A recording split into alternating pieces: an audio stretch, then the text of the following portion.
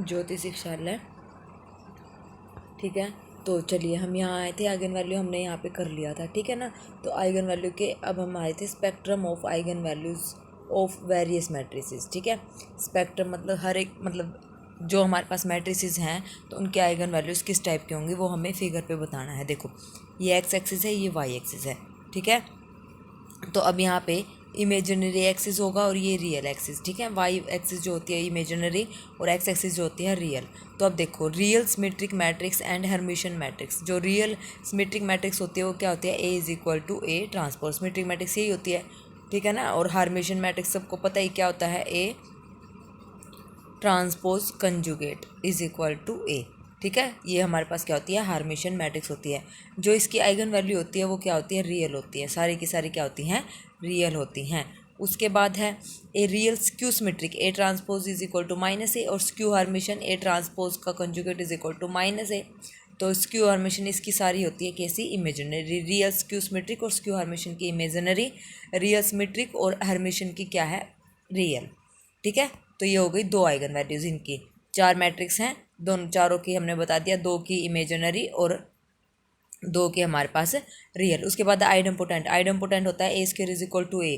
तो वही अभी बताया था मैंने, ए स्क्वायर इज इक्वल टू ए, यानी कि ए की 0 और 1, तो इसकी 0 और एक क्या होती है 1। तो इसकी दो आइडम्पोटेंट मैट्रिक्स की दो आइगन वैल्यूज़ हो गई। उसके बाद इनवॉल्यूटरी होता है A square is equal to identity. तो ये हो गया A square minus identity is equal to 0, A square minus 1 A minus 1 और ए प्लस 1। तो यानी कि इसकी हो गई 1 और -1, आइगन वैल्यू 1 और -1 इसकी होगी। अब ऑर्थोगोनल जो और यूनिटरी जो मैट्रिक्स है उसका क्या होगी, पूरी की पूरी यूनिट मॉडुलस क्या होगी, सर्कल दिखा रखा ना, तो पूरी क्या हो जाएगी, यूनिट मॉडुलस। नीलपोटेंट मैट्रिक्स यानी कि ए स्क्वायर इज इक्वल टू 0, तो जो नीलपोटेंट मैट्रिक्स है उसकी आइगन वैल्यू सारे क्या होंगी, 0 होंगी। ठीक है, तो ये फिगर की हेल्प से आपको ये बता रखा है कि कौन सी मैट्रिक्स कहाँ पे लाई करती है, मतलब कौन सी मैट्रिक्स की आइगन वैल्यू कहाँ पे होती है, रियल पे किसकी होती है और इमेजिनरी पे किसकी होती है। ठीक है, उसके बाद है आइगन वेक्टर्स, और लेटेंट वेक्टर भी बोलते हैं और करैक्टरिस्टिक वेक्टर भी बोलते हैं। तीनों नाम हैं, तीनों अलग अलग हैं, लेकिन काम इनका सिर्फ एक ही है। ठीक है, तो आइगन वेक्टर बोलो, लेटेंट वेक्टर बोलो, करैक्टरिस्टिक वेक्टर बोलो, बात एक ही है। अगर लैम्डा एम एन क्रोसेट मैट्रिक्स है हमारे पास और लैम्डा उसकी आइगन वैल्यू है, तो a non zero vector x such that A x is equal to lambda x, इसको हम बोलते हैं करैक्टरिस्टिक वेक्टर, आइगन वेक्टर या latent vector, corresponding to the given eigen value lambda. ठीक है, corresponding to the given eigen value lambda. तो x is equal to lambda x, जो lambda हमारे पास आइगन वैल्यू आएंगे ना, तो वो लैम्डा यहाँ पे रखेंगे तो हमारे पास वो आ जाएगी, आइगन वेक्टर आ जाएगा या करैक्टरिस्टिक वेक्टर यहाँ पे आ जाएगा। ठीक है, प्रॉपर्टीज़ हैं कुछ, क्या कहते हैं properties, the eigenvector x of a matrix A is not unique, ये यूनिक नहीं होता है। 2 और more eigen value are equal, it may और may not be possible to get all eigenvectors. अगर 2 या 2 से ज़्यादा आइगन वैल्यू बराबर है तो यहाँ पे ये पॉसिबल नहीं है कि वो लीनियरली इंडिपेंडेंट आइगन वेक्टर देंगे। ठीक है, अगर लैम्डा लैम्डा 1 लैम्डा 2 लैम्डा 3 इसकी आइगन वैल्यूज हैं एन क्रॉस एन मैट्रिक्स की, then corresponding eigen vectors x1 x2 xn from li। तो जो इनके आइगन वैल्यूज के कोरस्पोंडिंग जो हमारे पास वेक्टर होंगे x1 x2 वो सारे क्या होंगे, li होंगे। आइगन वेक्टर सिमेट्रिक मैट्रिक्स का जो आइगन वैल्यू होगा, different eigen values are orthogonal, corresponding to different eigen values are क्या होंगे, ऑर्थोगोनल होंगे। 2 eigen vector x1 x2 are called orthogonal vector if x1 transpose x2 is equal to 0। Orthogonal कब होंगे, जब इनकी डॉट प्रोडक्ट क्या होगी, 0 होगी। The set of eigen vectors corresponding to different eigen values any square matrix is linearly, तो इसके distinct eigen values के कोरस्पोंडिंग जो हम आइगन वेक्टर लेंगे वो सारे क्या होंगे हमारे पास, लीनियरली इंडिपेंडेंट होंगे। अगर lambda eigen value square matrix की, तो जो eigen vector corresponding to eigen value lambda बनेगा वो यूनिक होगा अप टू कांस्टेंट मल्टीप्लिकेशन। ठीक है, अप टू कांस्टेंट मल्टीप्लिकेशन के यूनिक होगा। तो ये कुछ प्रॉपर्टीज़ है आइगन वेक्टर की, ये आपको थोड़ा सा माइंड में रखनी है। ठीक है, चलिए नेक्स्ट एग्जाम्पल क्या कहता है, which of the following is an eigen vector of the matrix. तो मैट्रिक्स हमारे पास यहाँ पे है, ये क्या थी, यहाँ पे ये मैट्रिक्स यहाँ पे मिसिंग है, तो यहाँ पे आ जाएगी 5 0 0 0 5 0 0 0 5। ठीक है, तो ये मैट्रिक्स है यहाँ पे। तो देखो ये कोरस्पोंडिंग उसके आइगन वेक्टर बता रखे, तो कौन सा होगा, करैक्टरिस्टिक इक्वेशन क्या होती है, determinant of a minus lambda equal to 0, यहाँ से लैम्डा यानी कि 3 आइगन वैल्यू हमारे पास आ गई। जब लैम्डा की वैल्यू 5 यहाँ पे पुट करेंगे ए माइनस लैम्डा, ये होता है ना आइगन वेक्टर के लिए A x is equal to lambda x, ऐसे ही निकालते हैं ना, A x is equal to lambda x. तो वही है ये, ए एक्स को अंदर लेके जाएंगे, माइनस इसको इधर ले आए माइनस का, इक्वल टू 0, तो ये हो जाएगा ए माइनस लैम्डा आई और एक्स क्या आ जाएगा बाहर, तो ये लिख रखा है यहाँ पे, ठीक है। तो यहाँ पे 5 लिया और x1 x2 x3, तो यहाँ से इसको मल्टीप्लाई करेंगे तो हमारे पास जो ये वैल्यू आएंगी सोल्विंग करने के बाद, x3 की वैल्यू 0 है तो x4 की वैल्यू भी क्या आ जाएगी 0, x3 x4 तो हमारे पास 0 निकल के बचा x1 और x2, तो x1 और x2 में भी एनीथिंग पॉसिबल, कुछ भी हो सकता है, हमने दे दिया k1 और k2, तो इसके कोरस्पोंडिंग हमारे पास जो वेक्टर आया x, ये आया k1 k2 0 0, ठीक है। तो k1 k2 यहाँ पे -1 और 1 और -2 अपनी मर्जी से कुछ भी वैल्यू यहाँ पे दे सकते हैं अकॉर्डिंग एज अ ऑप्शन, ठीक है। k1 k2 कहाँ पर है, फर्स्ट ही ऑप्शन में है, ठीक है, बाकी दो क्या हैं 0, किसी में नहीं है, तो इसका मतलब यहाँ पे इसका ऑप्शन हमारे पास ये करेक्ट हो गया है फर्स्ट। नेक्स्ट है algebraic multiplicity and geometric multiplicity of eigen value, ठीक है।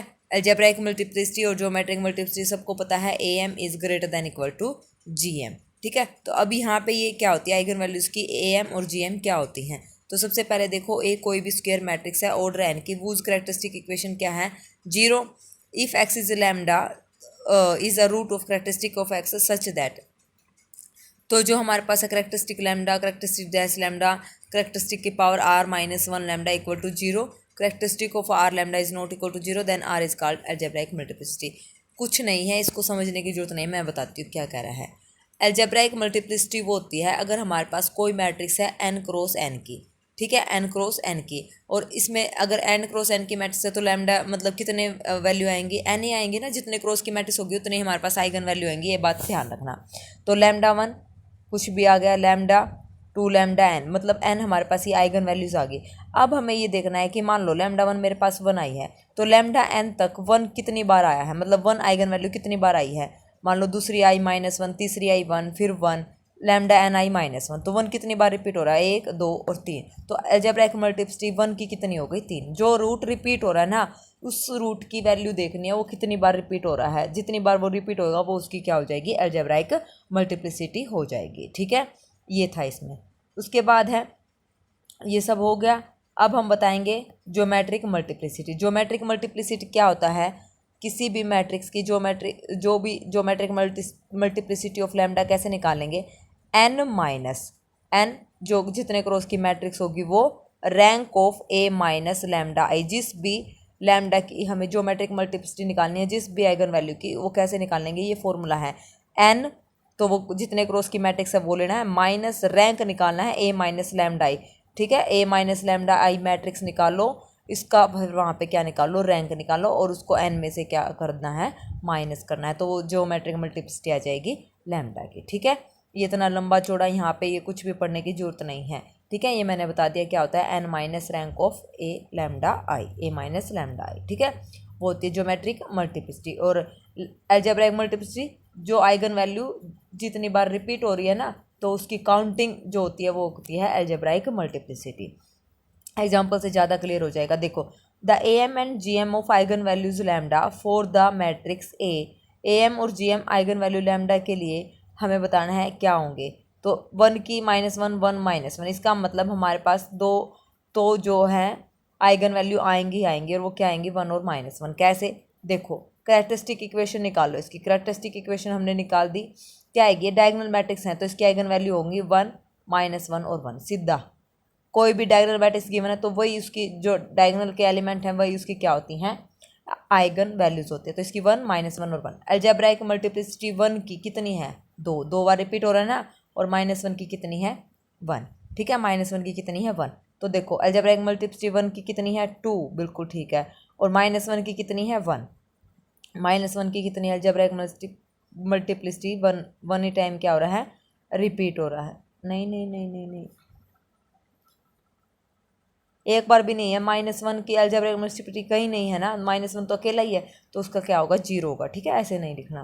तो देखो 1 की क्या है 2, और अलजेब्राइक मल्टीप्लिसिटी ऑफ, अरे भाई सॉरी बाय मिस्टेक, देखो सेम है, 0 कैसे हो सकती है। अलजेब्राइक मल्टीप्लिसिटी ऑफ 1 इज 2, 1 कितनी बार हो रहा है 2, ये आई है ना आइगन वैल्यू 1 1, तो -1 की कितनी है 1, -1 की कितनी है 1। तो यहाँ से ऑप्शन डिस्कार्ड करो। अलजेब्रिक मल्टीप्लिसिटी 1 की तो बिल्कुल ठीक है।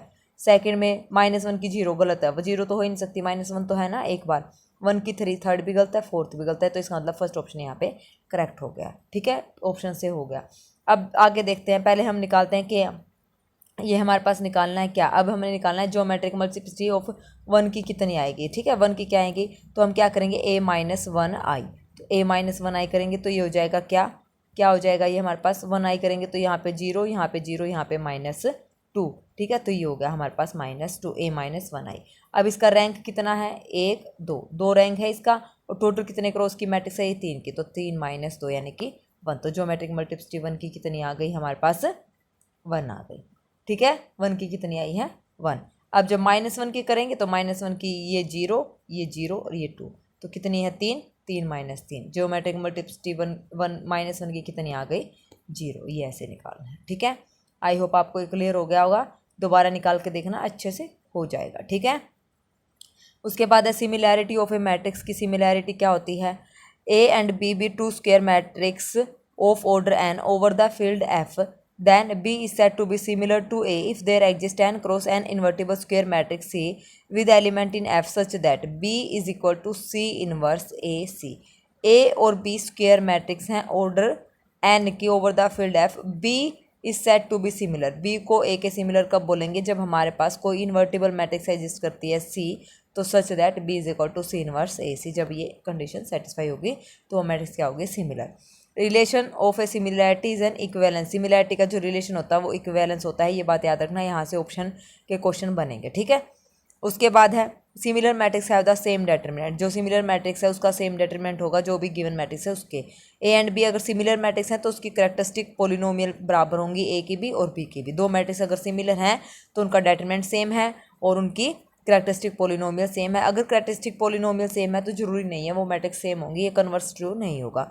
तो और तीसरी चीज़ क्या होगी, ए और बी हैव सेम, और दोनों अगर सिमिलर हैं तो उनकी सेम आइगन वैल्यूज़ यहाँ पे होंगी। ठीक है, चलिए similarity of A linear transformation, linear transformation की जो सिमिलैरिटी है वो क्या होती है, वही ए और बी टू लीनियर ट्रांसफॉर्मेशन है। यहाँ पे बी ए के सिमिलर कब होगा, जब हमारे पास कोई सी इन्वर्टिबल मैट्रिक्स एग्जिस्ट करेगी तो B is equal to C A C inverse होगा। The relation of similarity is equivalence relation if the set of all transformation on a vector space V F, same यही condition. ठीक है, linear trans, बस उसमें linear transformation होना चाहिए और ऊपर वाले में मैट्रिक्स होनी चाहिए। उसके बाद है diagonalization of a matrix, matrix का डायगोनलाइजेशन क्या होता है, diagonalization of a matrix A is the, diagonalization कोई भी नहीं है, डी यहाँ पे डायगोनलाइजेशन है, इज इक्वल टू ए हमारे पास कोई भी मैट्रिक्स है।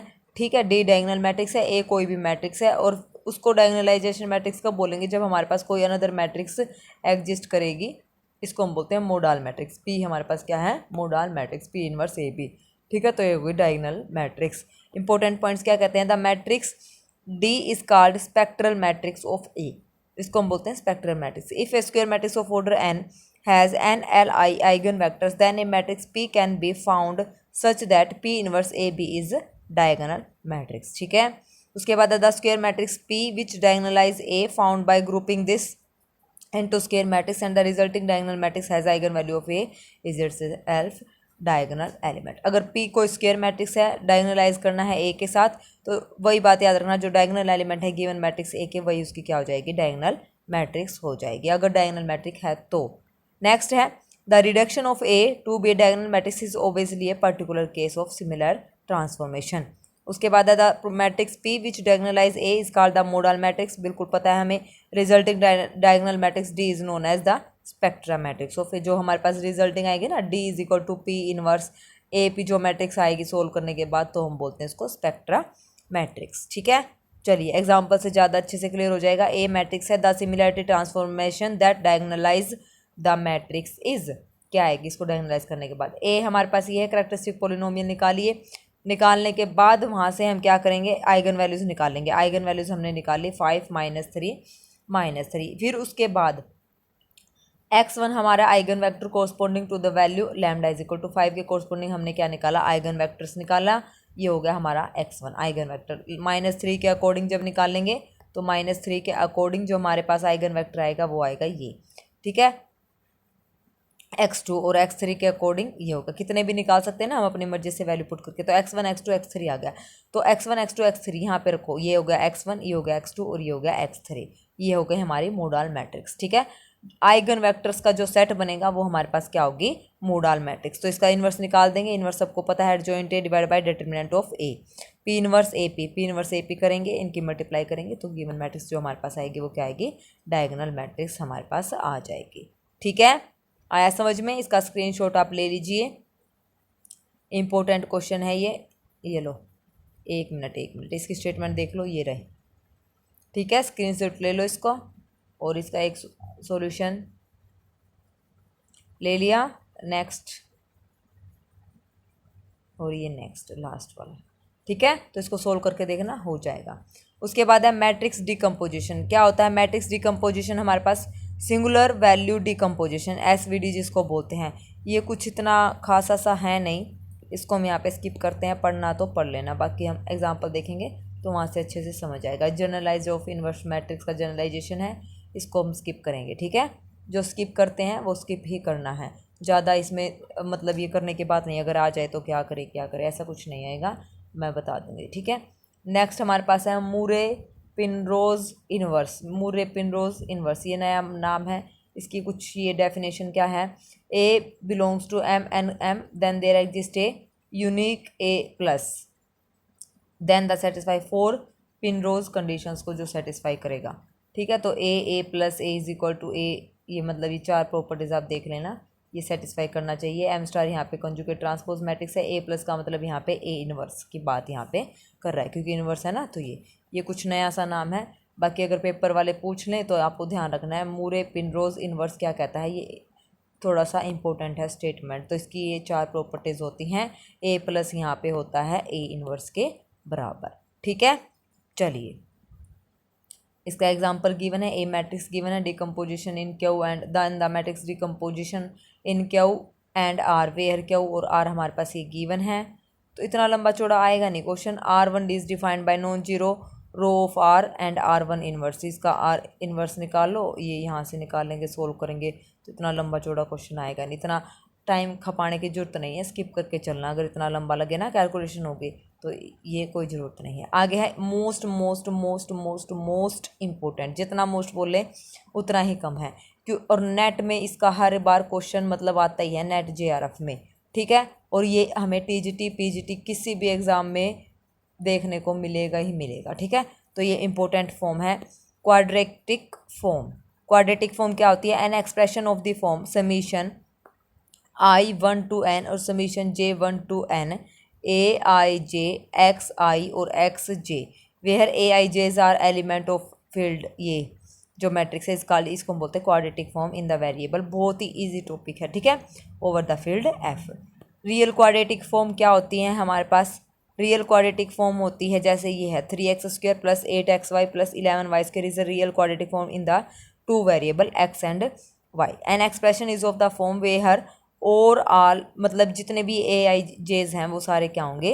रियल होंगे। 3 8 11 मतलब कोफिशिएंट कहने का मतलब क्या होने चाहिए? रियल होने चाहिए। ठीक है, अभी इसमें भी ये सारे क्या है? रियल क्वाड्रेटिक फॉर्म है, सारे क्या है? रियल हैं। वेरिएबल क्या है? 3x y और z। ठीक है, कोफिशिएंट क्या है? Real.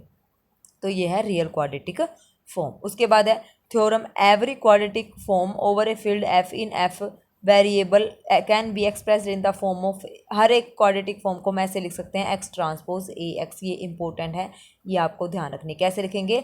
x transpose AX। Okay, चलिए, और जो ये x transpose is a column vector, ये क्या बनेगा हमारा? ये क्या होता है? कॉलम वेक्टर होता है। ए सिमेट्रिक मैट्रिक्स होती है, ठीक है ना, ए सिमेट्रिक मैट्रिक्स होती है और x हमारी क्या होती है? Is a column vector. Question करेंगे तब अच्छे से कवर हो जाएगा।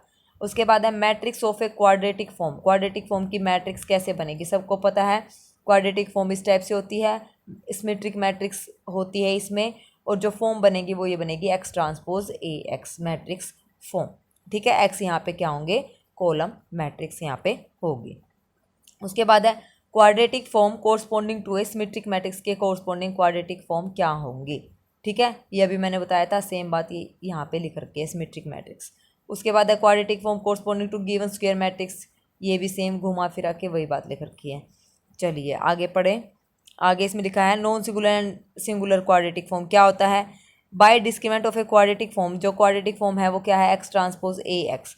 जो डिटरमिनेंट है किसका, इस मैट्रिक्स ए का, अगर नॉन जीरो है तो वो क्या होगी, नॉन सिंगुलर, अगर जीरो है तो क्या होगी, सिंगुलर। ठीक है, इसमें कुछ नहीं, इस मैट्रिक्स के ऊपर डिपेंड करेगा। उसके बाद है diagonal and unit matrix, diagonal and unit quadratic form. Diagonal और यूनिट क्वाड्रेटिक फॉर्म हमारे पास क्या कहती है, if the matrix of a quadratic form is diagonal then it is called a diagonal quadratic form. Example देखिए, X transpose diagonal of X, तो देखो x transpose वही x1 x2 x3 xn है ना, डायगोनल मैट्रिक्स ये ऐसे है a1 a2 up to so on an, और x यहाँ पे क्या है x1 x2 up to so on xn, और यहाँ पे ये ऐसे लिखा हुआ है। ठीक है, इनकी सबकी प्रोडक्ट करेंगे तो ये हमारे पास ये आएगा a1 x1 square a2 x2 square plus ये इस टाइप से बनेगी। ठीक है, एग्जाम्पल अगर यहाँ पे डायगोनल की जगह आइडेंटिटी मैट्रिक्स आ जाए तो x1 square plus x2 square plus x3 is a unit, ये यूनिट क्वाड्रेटिक फॉर्म है, बीच में आइडेंटिटी है। ठीक है, तो डायगोनल अगर बीच में डायगोनल है तो डायगोनल फॉर्म है, बीच में आइडेंटिटी आ जाए तो वो यूनिट क्वाड्रेटिक फॉर्म बन जाएगी। ठीक है, if A be any n rowed symmetric matrix of the rank R then there exist real non singular matrix P, तो हमारे पास मतलब नॉन सिंगुलर मैट्रिक्स एग्जिस्ट करेगी अगर कोई ए मैट्रिक्स है, अगर उसका रैंक हमारे पास कितना है आर, तो कोई inverse matrix invertible matrix exist करी पी इन्वर्स ए पी, और इसको सोल्व किया तो हमारे पास वो डायगोनल के इक्वल आती है ना, तो डायगोनल के इक्वल आई जैसे 1 1 1 1 फिर -1 फिर 0 0 0 ऐसे ही है। तो अब हमसे ये कोई पूछे कि 1 कितनी बार है और -1 कितनी बार है, तो देखेंगे 1 हमारे पास यहाँ पे कितनी बार रिपीट हो रहा है, p टाइम्स। ठीक है, 1 कितने टाइम है, p टाइम्स, और -1 कितने टाइम्स है, r माइनस p टाइम्स। ठीक है, अगर कोई मैट्रिक्स है उसका रैंक 3 है और उसमें 1 1 -1 है, तो कोई हमसे पूछे 1 कितनी बार रिपीट हो रहा है, 1 कितनी बार हो रहा है, 2 टाइम्स, तो -1 कितना बार बचा, 3 - 2 इज इक्वल टू 1 टाइम्स। ये बात कहना चाह रहा है। 0 0 0 डायगोनल मैट्रिक्स ऐसे ही है, 1 0 0 0 1 0 0 0 -1 इस टाइप से। ठीक है, तो ऐसे लिखा है। एग्जाम्पल देखिए, write down the matrix of each of the following quadratic form. अगर पेपर में हमारे पास आ जाए और हमसे पूछे ये जो फॉर्म है इनकी क्वाड्रेटिक फॉर्म लिखो, हमें पता है क्या लिखते हैं, एक्स ट्रांसपोज ए एक्स लिखते हैं, तो ए यहाँ से इस मैट्रिक्स से ए कैसे बनेगा, ए देखो कितने वेरिएबल इसमें x1 x2 x3, तो क्या करेंगे हम, देखो ए मैट्रिक्स लिखेंगे कैसे, यहाँ पे x1 x2 x3 x1 x2 x3। अब देखो क्या करना है, x1 का स्क्वायर क्या है यहाँ पे 1, उसके बाद x1 x2 कहाँ पे है, ये रहा -1 है, x1 x2, और उसका हाफ करना है। जो वेरिएबल अलग अलग होंगे ना, जैसे x1 x2 है, x2 x3 है, इनका जो कोफिशिएंट होगा उनका आधा करके यहाँ पे लिखना है, साइन सेम रहेगा, कोई दिक्कत नहीं है। x1 x2 का कोफिशिएंट -1, इसका हाफ कर दो, -1 का हाफ। वही सेम x1 x2 और कहाँ आएगा हमारे पास, यहाँ पे आएगा, तो यहाँ पे x1 x2 -1/2। ठीक है, उसके बाद हमारे पास क्या है, x1 x3 हमारे पास कितना, x1 x3 है -3, तो -3 का हाफ यानी कि -3/2, तो और कहाँ पे आएगा, x1 x3 हो जाएगा -3/2। ठीक है, ये हो जाएगा -3/2। उसके बाद इसने बोला है क्या रह गया अब हमारा, x2 का स्क्वायर एज इट इज़ लिखना है 2, और यहाँ पे हमारे पास है x2 x3 कितना है यहाँ पे 4 का हाफ यानी कि 2, x2 x3 और कहाँ पे यहाँ पे यानी कि 2, और ये x3 का स्क्वायर कितना -5, तो हमारे पास ये मैट्रिक्स बन गई। आया समझ में कैसे बनी है, ये मैट्रिक्स हमारे पास हो गई ए मैट्रिक्स। ठीक है, ये ऐसे लिखी है, कभी कंफ्यूज हो जाओ कि मतलब ये हाफ कैसे आया, बता दिया मैंने कैसे आया है, तो ये मैट्रिक्स हो गई ए। अब ये देखना, ये सिमेट्रिक मैट्रिक्स बनेगी, यहाँ पे भी सेम, यहाँ पे भी सेम, यहाँ पे भी सेम, यहाँ पे भी सेम, ये भी सेम, ये भी सेम, डायगोनल कुछ भी हो सकता है। ठीक है, तो ये क्या हो गई, सिमेट्रिक मैट्रिक्स। एक्स हमारे पास क्या है, x1 x2 x3, x transpose क्या है, x1 x2 x3, तो वही एक्स ट्रांसपोज ए एक्स कैसे लिखेंगे, एक्स ट्रांसपोज यानी कि x1 x2 x3, और a हमारे पास ये है और x हमारे पास ये है। जब इसको सोल्व करने जाएंगे तो हमारे पास ये मैट्रिक्स आ जाएगी। ठीक है, तो जब इसको सोल्व करेंगे तो हमारे पास ये आ जाएगा, एक्स ट्रांसपोज ए हमने सोल्व किया, फिर इसके x के साथ मल्टीप्लाई करी, तो गिवन हमारे मैट्रिक्स के आगे यही आ गई। ठीक है ना, हैंस प्रूव्ड वाली होगी। सेकंड में भी x1 का स्क्वायर है, ये यहाँ पे x1 लिख रखा है ना, तो यहाँ पे 1। अच्छा, उसके बाद है ये x2 का स्क्वायर, ये रहा 5 यानी कि 5। अब यहाँ पे x1 x2 आएगा ना, -9 है ना, तो -9 का हाफ, -9/2। ठीक है, क्योंकि अब ये 2 बार है तो माइनस का 9 माइनस का 9 माइनस का 18 हो गया, 18 का आधा माइनस का 9, ठीक है ना, क्योंकि सेम है ना x1 x2 x2 x1, ठीक है। इनको जोड़ेंगे तो सेम लिखेंगे तो 18, 18 का आधा माइनस का 9। कभी ये बोलो कि यहाँ पे तो सेम लिख का हाफ तो किया ही नहीं, तो ये देख लेना इन दोनों को जोड़ना है पहले, ठीक है। तो इसको जब दिखाएंगे ऐसे सोल्व करके तो हमारे पास सेम वही मैट्रिक्स यही 18 x1 x2, ठीक है, इसको तोड़ के लिखा हुआ है। उसके बाद है next important theorem on signature and index. Index और सिग्नेचर के इंपॉर्टेंट थ्योरम क्या है? Sylvester law of inertia, the signature of real quadratic form is invariant for all normal reduction, ठीक है। सिल्वेस्टर लॉ क्या कहता है, ये याद रखना है, the signature of a real quadratic form is invariant for all normal reduction. दूसरा, two real quadratic form in N variables are real equivalent if and only if they have the same rank and signature.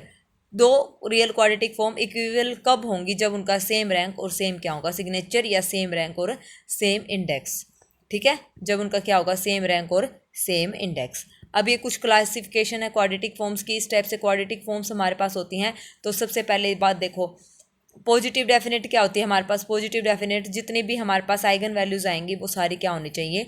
Positive, यानी कि f is greater than equal to 0। Eigen values क्या होंगी? Positive definite होनी चाहिए। उसके बाद है eigen value negative definite में less than equal to 0, eigen values क्या होनी चाहिए? नेगेटिव, तो नेगेटिव डेफिनेट। उसके बाद है पॉजिटिव सेमी डेफिनेट में क्या होना चाहिए? ग्रेटर देन 0, ठीक है, ग्रेटर देन 0 पॉजिटिव होनी चाहिए, 0 नहीं होनी चाहिए। उसके बाद नेगेटिव सेमी डेफिनेट में क्या होना चाहिए? वही लेस देन 0 नेगेटिव होनी चाहिए, ठीक है। उसके बाद है इनडेफिनेट, इनडेफिनेट में ना तो पॉजिटिव होती हैं ना नेगेटिव होती हैं, वो सारी क्या होती हैं? Real values of the variable, ठीक है। तो इन 3 variables is indefinite, it take positive value 1 when this, it takes negative value -1 when this values. तो मतलब ना पॉजिटिव ना नेगेटिव वो होती है इनडेफिनेट। एग्जाम्पल से क्लियर हो जाएगा, ठीक है। उसके बाद है note second, a quadratic form which is positive definite or negative definite is called definite and a quadratic form which is positive semi और negative semi is called semi definite। आई बात समझ में? पॉजिटिव और नेगेटिव को हम बोलते हैं खाली डेफिनेट, और नेगेटिव पॉजिटिव सेमी और नेगेटिव सेमी को हम बोलते हैं सेमी डेफिनेट। उसके बाद है non negative definite. Non negative definite क्या होता है? If it takes only non negative values for और real values of X. Non negative यानी कि ग्रेटर देन इक्वल टू 0, मतलब 0 भी शामिल हो, वो होगा नॉन नेगेटिव, ठीक है, नॉन नेगेटिव। उसके बाद है थ्योरम। थ्योरम क्या कहती है? A real quadratic form is in variable, positive definite है तो वही ग्रेटर देन 0, शायद मैंने उसमें ग्रेटर देन इक्वल टू बता दिया, तो ये थोड़ी सी गलती देखना, यहाँ पे करना नहीं है। पॉजिटिव डेफिनेट में क्या होंगी? सारी eigen values greater than 0। Semi definite में सारी eigen value greater than equal to 0, semi में इक्वल टू 0 आएगा, डेफिनेट में नहीं आएगा, तो ये थोड़ा ऊपर ठीक कर लेना, ठीक है। नेगेटिव डेफिनेट में less then 0, negative semi definite में लेस देन और इक्वल टू 0, इनडेफिनेट में ग्रेटर देन 0, मतलब आधी क्या होंगी? पॉजिटिव, आधी क्या होंगी? नेगेटिव। इनडेफिनेट ना तो सारी पॉजिटिव ना सारी नेगेटिव, ठीक है, तो इनडेफिनेट है, ठीक कर लेना। ये लेस देन मतलब इक्वल टू 0, सेमी में इक्वल टू 0 आएगा और बिना सेमी में ग्रेटर देन और less than. Real symmetric matrix is positive definite if and only if its eigen value are. Real symmetric matrix positive definite कब होगी? जब उसकी सारी आइगन वैल्यू पॉजिटिव होंगी, और नेगेटिव कब होंगी? जब उसकी सारी आइगन वैल्यू नेगेटिव होंगी।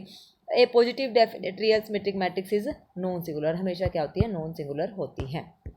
उसके बाद है theorem, a real quadratic form X transpose A x is positive definite if and only the principal minor are positive. अगर ये हमारे पास मैट्रिक्स है तो प्रिंसिपल माइनर ही होते हैं ना, प्रिंसिपल माइनर, जो भी प्रिंसिपल माइनर है वो क्या होने चाहिए? सारे पॉजिटिव होने चाहिए, माइनर्स, ठीक है। नेगेटिव डेफिनेट में all principal minors even order are positive and odd order are negative. ये चेक करना है, ये सारे माइनर्स के रिजल्ट हैं, ठीक है, ये आप यहाँ पे देख लेना।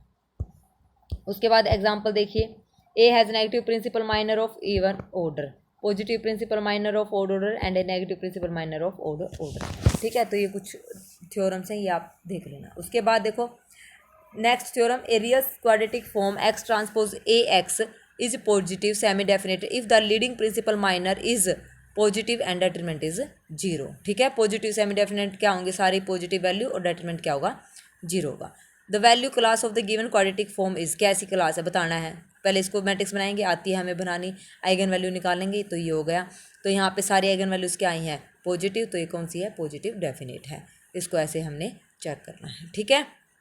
ये लोकल एक्सट्रीमा ये इतना ज़्यादा मतलब खास सा है नहीं, तो इसको हम स्किप कर सकते हैं। चलिए नेक्स्ट, ये क्या कहता है, let Q R n to R n be a quadratic form, then Q is said to be positive greater than zero, negative less than zero, indefinite greater than zero और less than zero. तो ये किसकी है, ये quadratic form and local extreme की definition है। ठीक है, ऊपर वाला हम स्किप कर सकते हैं। Next, the symmetric matrix H is also time is said to be positive definite if its corresponding जो है क्वाड्रेटिक फॉर्म क्या होंगे, पॉजिटिव डेफिनेट। उसके बाद है Jordan block. The Jordan block is defined as, Jordan block को कैसे define करते हैं, ये जे है, मैट्रिक्स क्या होगी, लैम्डा लैम्डा लैम्डा लैम्डा, ये सारे आइगन वैल्यू, और ऊपर इसके ऊपर जो एलिमेंट होंगे वो सारे क्या होंगे, 1 1 1 1, बाकी एलिमेंट क्या होंगे, सारे जीरो होंगे। तो ये क्या है, लैम्डा यहाँ पे आइगन वैल्यूज हैं। जॉर्डन मैट्रिक्स, ये Jordan matrix is a the following matrix is a Jordan matrix. A is a block diagonal matrix whose diagonal are block diagonal are, ये J1 है, ये J2 है, ये J3 है। ठीक है, या तो 3x3 में या 2x2 में या 1x1 में हमारे पास ऐसे मैट्रिक्स बननी चाहिए, वो क्या होंगे, उसके ब्लॉक होंगे, ब्लॉक डायगोनल मैट्रिक्स। उसके बाद है Jordan canonical form, let V to V be a linear transformation whose characteristic and minimal polynomial are respectively. तो करेक्टरिस्टिक गिवन है, मिनिमल पोलिनोमियल गिवन है। तो at least one block of order M I are all other, मतलब at least कम से कम एक order block जो मिनिमल पोलिनोमियल की जो पावर होगी ना, उस ब्लॉक का हमारे पास ऑर्डर बनेगा, ये बात ध्यान रखना। ठीक है, और जो इसके करेक्टरिस्टिक की पावर होगी, इसका मतलब वो रूट इतनी बार यहाँ पे रिपीट हुआ है। देखिए यहाँ पे ये सिर्फ लिख रखा है, ये आप यहाँ पे पढ़ लीजिए। मैं एग्जाम्पल से आपको बताती हूँ कि कैसे करना है। The number of block corresponding to A I of each possible order is uniquely determined by T. ठीक है, तो इसमें देखो एग्जाम्पल से अच्छे से समझ आएगा। मिनिमल पोलिनोमियल और करेक्टरिस्टिक पोलिनोमियल हमें दे रखा है, हमें बताना है Jordan canonical form A of T is, तो क्या बनेगी, यहाँ से देखो क्या बनेगी। करेक्टरिस्टिक पोलिनोमियल यानी कि T plus 6 is equal to 4, यहाँ से हमारी आइगन वैल्यू निकलेंगी, टी की वैल्यू आएगी -6 और टी की वैल्यू क्या आएगी 1। -6 इसकी पावर कितनी है 4, -6 कितनी बार लिखा जाएगा, 4 बार। तो यहाँ पे तो ये तो गलत है ही, 1 2 3 ये भी गलत है, कितनी बार लिखा जाएगा, 4 बार। इसमें तो लिखा ही नहीं हुआ। चलिए देखते हैं आगे क्या करेंगे। इसमें क्या है, नन, इसमें है 4 बार लिखा जाना चाहिए, 4 बार। ठीक है, -6 4 बार है तो 4 बार ही आएगा। यहाँ पे ये मिस प्रिंट है, यहाँ पे -6 आएगा। ठीक है, यहाँ पे -6 आप कर लेना। तो 4 बार लिख दिया, -6 और 1 कितनी बार है, 3 बार, 1 2 3 बार। ठीक है, लिख दिया हमने। उसके बाद इसने बोला है, मैंने बताया था जो मिनिमल पोलिनोमियल के ऊपर पावर होगी उतने ऑर्डर की मैट्रिक्स बनानी है। तो 3x3 की देखो ये बन रही है, 3x3 की मैट्रिक्स बना दी।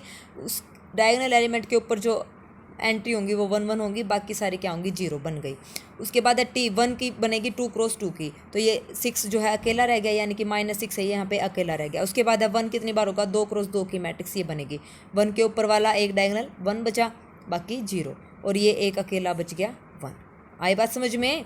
जो मिनिमल पोलिनोमियल की पावर है उतने पावर की हमें ऑर्डर चाहिए, और जो करेक्टरिस्टिक पोलिनोमियल के ऊपर पावर है उतनी बार वो रिपीट हो रहा है।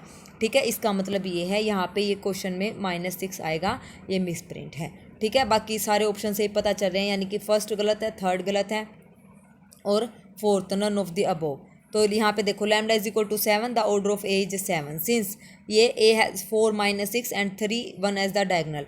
तो यहाँ पे ये दे रखा है must be block of order 3 और 2 ऑर्डर का यहाँ पे ब्लॉक बनेगा। ठीक है, तो बाकी मेरे हिसाब से इसका आंसर तो नन ऑफ द अबोव होना चाहिए। अगर यहाँ पे माइनस मिस प्रिंट है तो ठीक कर लेना, लेकिन अदरवाइज अगर ऐसा आ जाए तो यहाँ पे नन ऑफ द अबोव हमारा आंसर होगा करेक्ट, क्योंकि यहाँ पे प्लस का 6 है और प्लस का 6 इसकी आइगन वैल्यू बन ही नहीं रही। ठीक है, माइनस का 6 है। ओके, ठीक है, मेरे हिसाब से इसका आंसर आना चाहिए 4, नन ऑफ द अबोव।